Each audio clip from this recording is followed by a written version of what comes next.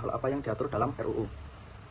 Dalam dokumen tersebut mengatur beberapa aspek terkait penyadapan dan pengelolaan hasil penyadapan dan Komisi Pemberantasan Korupsi yang mencakup 1. Kepastian hukum penyadapan yang menegaskan 2. Bahwa penyadapan hanya boleh dilakukan untuk kepentingan pemberantasan tindak pidana korupsi dengan prosedur dan persetujuan yang jelas. 3. Pemusnahan hasil penyadapan yang mengatur kewajiban pemusnahan hasil penyadapan yang tidak relevan dengan tindak pidana korupsi dalam waktu tertentu 14 hari kerja untuk melindungi privasi pihak-pihak yang tidak terlibat. 4. Tim independen untuk pemusnahan yang membentuk tim independen untuk memastikan bahwa hasil penyadapan yang tidak relevan benar-benar dimusnahkan sesuai hukum. 5. Kewenangan dan penggunaan hasil penyadapan yang mengatur bahwa hasil penyadapan yang tidak disengaja mengungkap tindak pidana lain hanya boleh digunakan jika melibatkan ancaman serius dan disetujui oleh pengadilan. 6.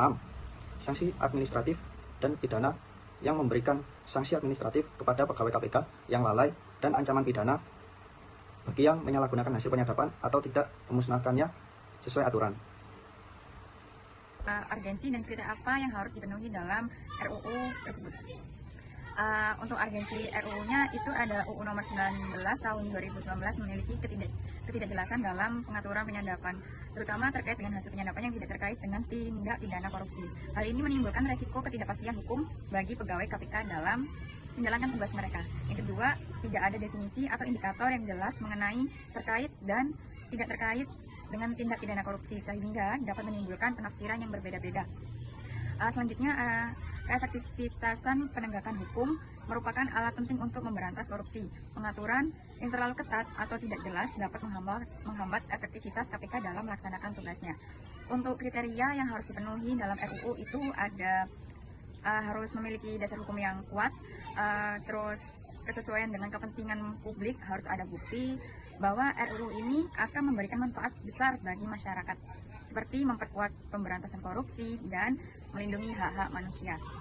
Selanjutnya juga ada konsistensi dengan peraturan undang-undang yang ada. RUU tidak boleh bertentangan dengan peraturan yang sudah ada, seperti hukum acara pidana, UU HAM, dan UU terkait korupsi. Terus ada pengaturan jelas dengan menyediakan definisi prosedur dan batasan yang detail terkait penyadapan, pemusnahan, hasil penyadapan kewenangan, dan saksi, sehingga meminimalkan potensi penyalahgunaan kewenangan. Bagaimana RUU ini menjaga keseimbangan antara perlindungan privasi individu dan kebutuhan pemberantasan korupsi?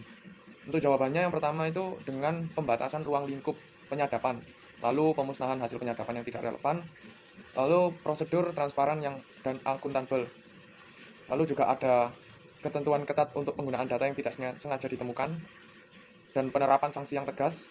Lalu yang terakhir juga ada keseimbangan kepentingan publik dan hak asasi manusia. Pertanyaan selanjutnya yaitu mengapa Undang-Undang KPK nomor 19 tahun 2019 perlu disempurnakan? Undang-Undang KPK nomor 19 tahun 2019 perlu disempurnakan karena ketidakjelasan dalam kriteria dan prosedur penyadapan yang dapat mengarah pada kriminalisasi pegawai KPK. Pembatasan tidak jelas mengenai penggunaan hasil penyadapan berpotensi menghambat pemberantasan korupsi, mengingat penyadapan adalah alat penting dalam mengungkap kasus besar. Selain itu, ketidakpastian hukum ini dapat menimbulkan tekanan bagi pegawai KPK, sehingga perlu ada penyempurnaan untuk memberikan kepastian hukum dan menjaga keseimbangan antara perlindungan privasi dan kepentingan publik dalam pemberantasan korupsi. Mengapa harus ada RUU sedangkan UU sebelumnya masih relate dengan keadaan sekarang? Ada beberapa alasan mengapa sebuah rancangan undang-undang perlu diajukan dan disahkan, meskipun undang-undang sebelumnya masih relevan dengan keadaan sekarang. Alasannya karena perubahan zaman dan kebutuhan masyarakat.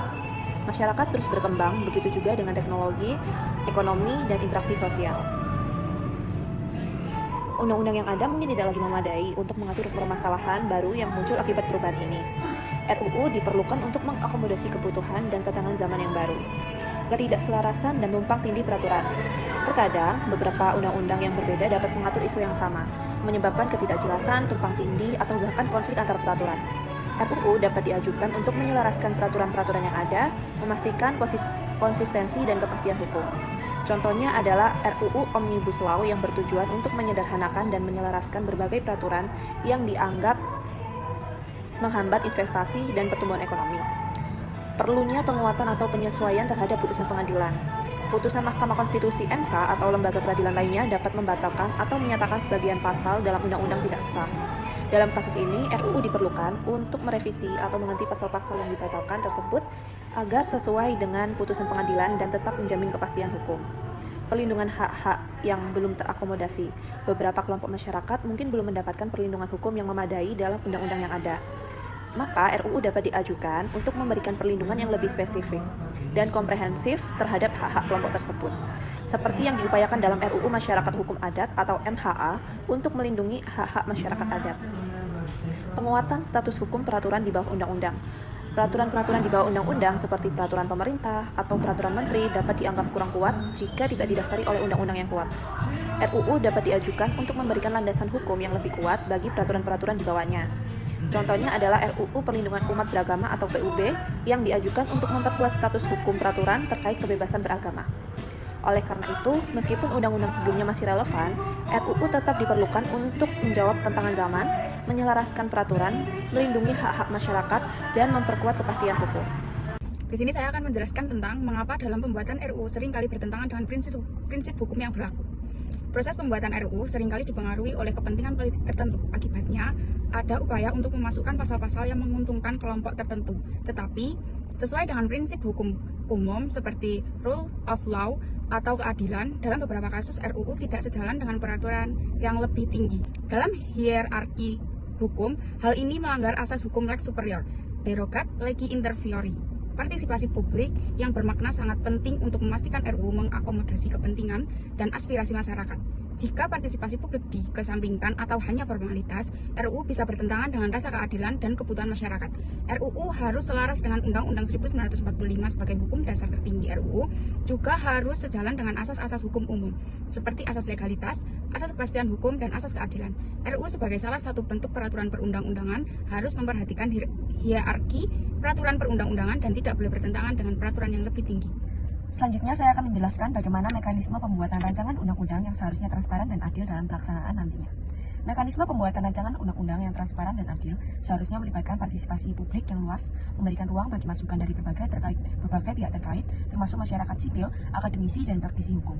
Proses penyusunan rancangan undang-undang juga harus mengikuti prinsip-prinsip akuntabilitas dan transparansi dengan publikasi draft yang jelas dan terbuka untuk disosialisasikan serta diberikan waktu untuk dikaji.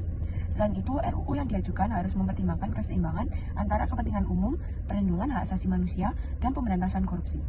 Dalam hal Undang-Undang Komisi Pemberantasan Korupsi terkait penyadapan, misalnya ketidakjelasan proses pemusnahan hasil penyadapan yang tidak terkait dengan korupsi dapat menimbulkan ketidakpastian hukum bagi pegawai Komisi Pemberantasan Korupsi. Oleh karena itu, penyusunan rancangan undang-undang yang lebih rinci dan jelas akan memastikan pelaksanaan yang lebih adil dan terhindar dari potensi penyalahgunaan atau kesalahan